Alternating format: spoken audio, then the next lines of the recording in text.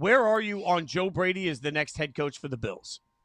Well, listen, I was surprised that the Bills went in-house only for one reason, which was the messaging from Terry Pagula last week to say that they moved on from Sean McDermott because of the what he referred to it as the hitting the proverbial playoff wall.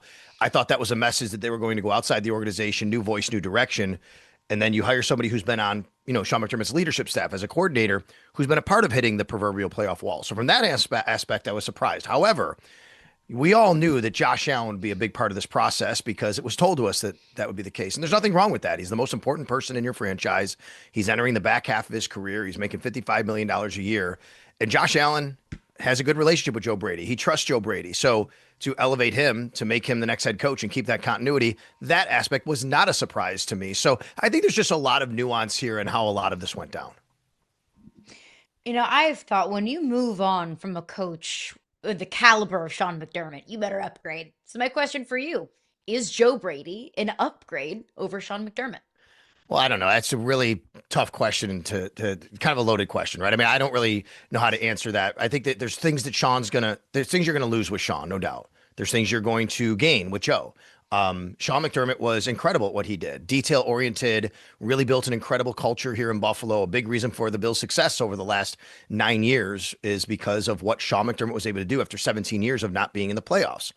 There's also, I think, a lot of Sean McDermott that comes with him, which is there's a lot of pressure to work under Sean McDermott. He's very, very on top of every single thing that happens inside the building. And I think eventually, after 9 years of not getting somewhere, that pressure can kind of build on people. So I think Joe Brady brings a little bit of a different perspective and different demeanor. And not that Sean's not a nice guy. He certainly is, and I have a good relationship with him.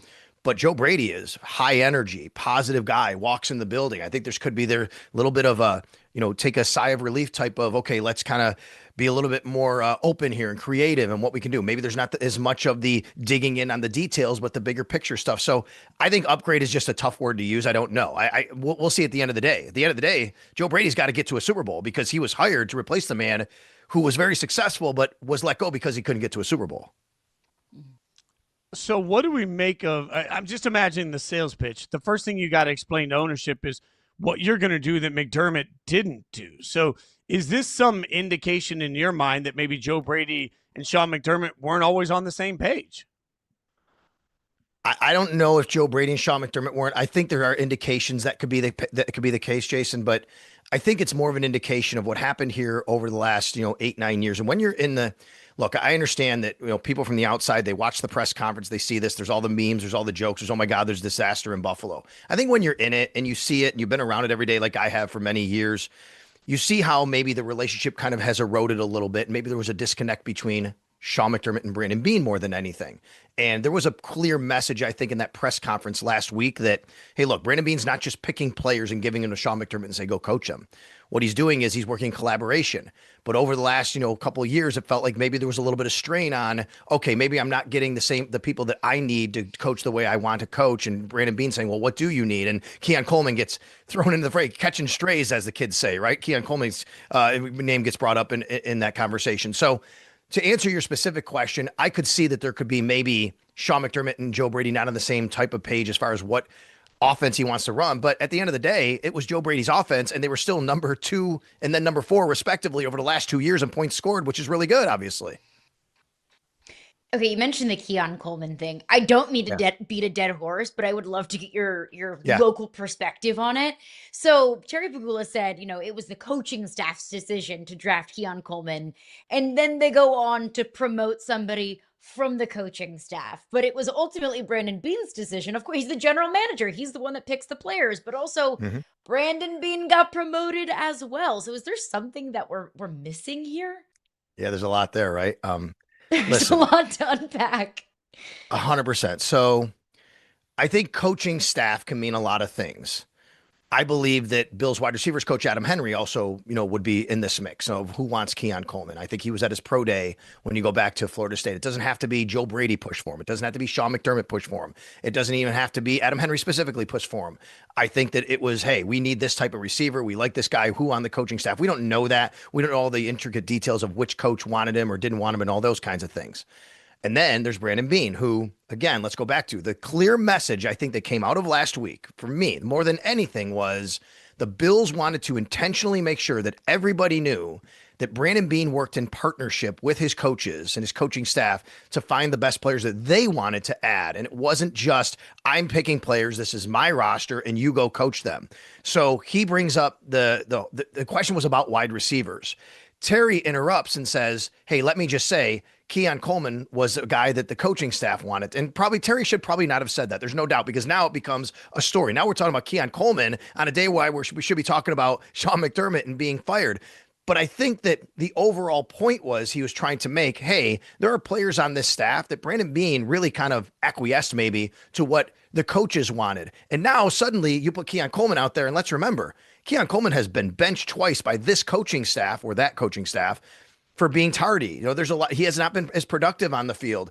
And now they're saying, well, we're detaching ourselves from that particular pick. But then at the same time, you've kind of plummeted his value if you want to go out there and move him after that's being said, which is why later Brandon Beane's like, look, he's still young. We still have a lot of faith in him. So I think there's just a lot there, but I think Keon Coleman just became kind of an example and representation of what they were trying to tell us.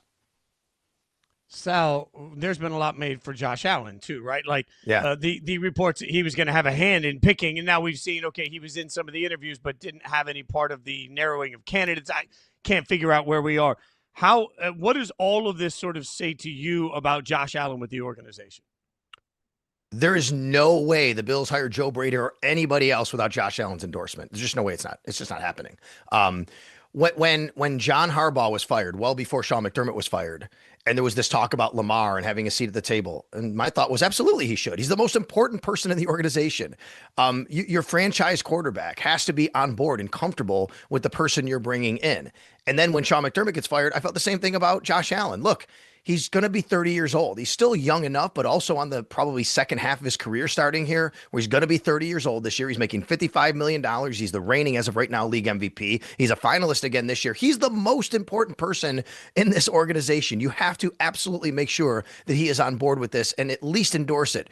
And if not him saying, this is the guy I want, at least you know it's not, you're not going to hire a guy he says, I don't want. So when they say he's going to be a part of the process, you learn, okay, he's in the interviews, he's listening in, all that. We don't know what that means. Now it comes out where, hey, well, he didn't actually pick the guy. He doesn't have that power. He's not narrowing the candidates down. So I think there's an intentionality here, if I will, to say, okay, yes, Josh Allen was a part of kind of listening in on all of this, but we want to make sure we make it clear this was our choice. Josh Allen didn't have the power to pick the coach. And I think the Bills are trying to give that message out.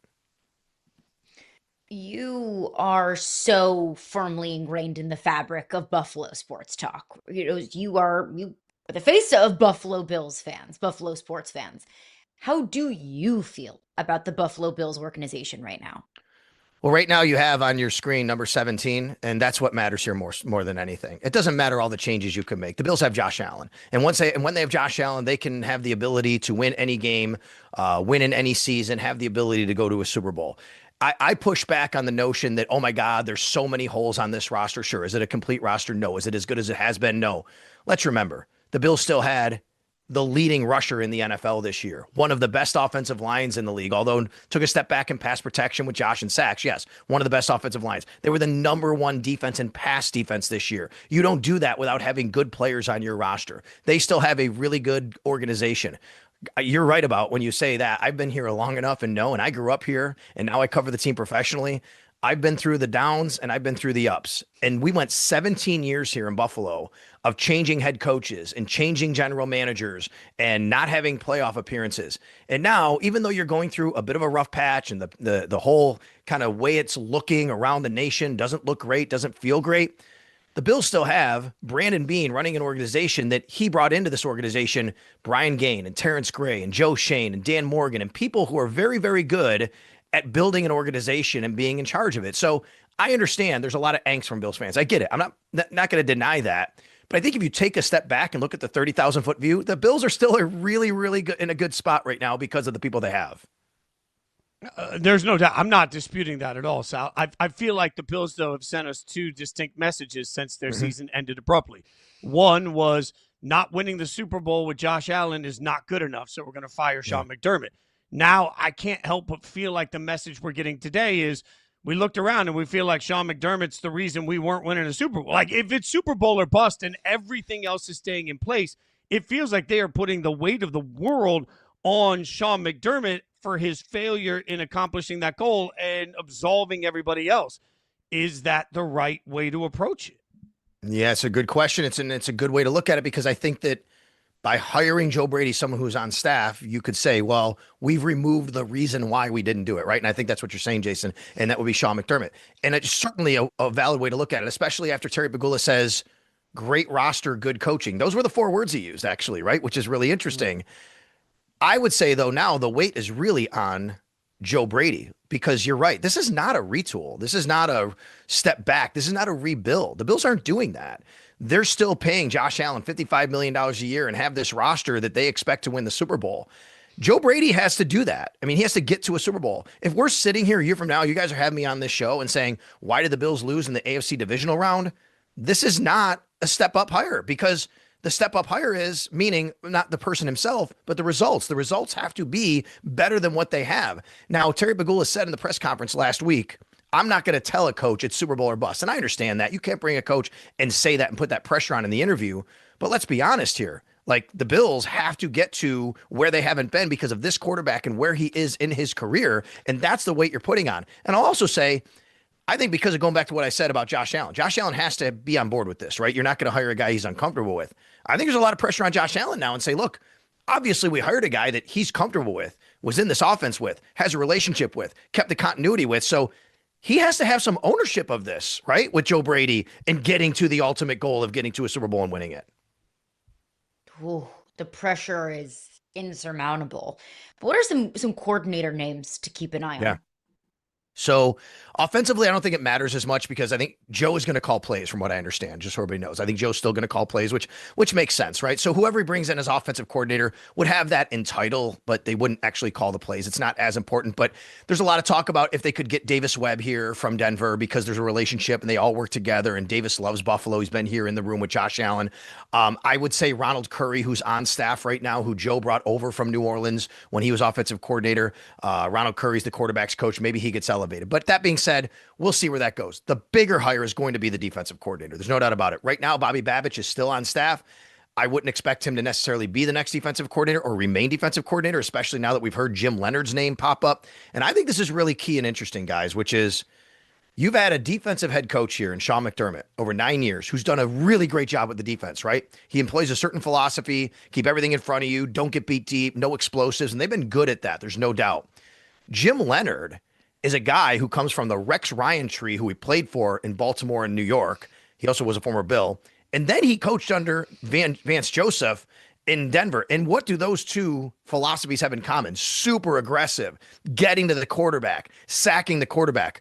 A big reason why the Bills have failed in the playoffs over the last several years is their inability to get to the quarterback. They have not sacked Patrick Mahomes. They did not sack Bo Nix. And that is a clear indication to me that the Bills want to bring someone in who they believe, and Joe Brady believes, can maybe change that equation a little bit and have a bit of a different defensive philosophy. In the end, do you feel better or worse about the Bills today than you did the day that their season ended? It's a really good question. I think that I feel the same because they have Josh Allen, but I feel a little bit worse over the fact that they have instability. Because again, I'm going to go back to, I know what instability looks like, and then I know stability that Sean McDermott brought and Brandon Beane brought. And every time I would do radio shows, appearances, TV, it didn't matter. Over the last 9 years, Jay, every time I would do it, I would say one thing. I would say, the Bills have what most NFL teams covet. They have stability. They have an ownership and a GM and a head coach that align. And they don't have that now. And I don't know if they do. And that's where I feel a little worse. But it doesn't mean I can't feel better after listening to Joe Brady tomorrow at his press conference, or after he makes a couple of hires, or after we start off-season workouts. As I tweeted the other day, at the end of the day, the business of football is going to get on, and the Bills still have Josh Allen at quarterback, and that's what matters most.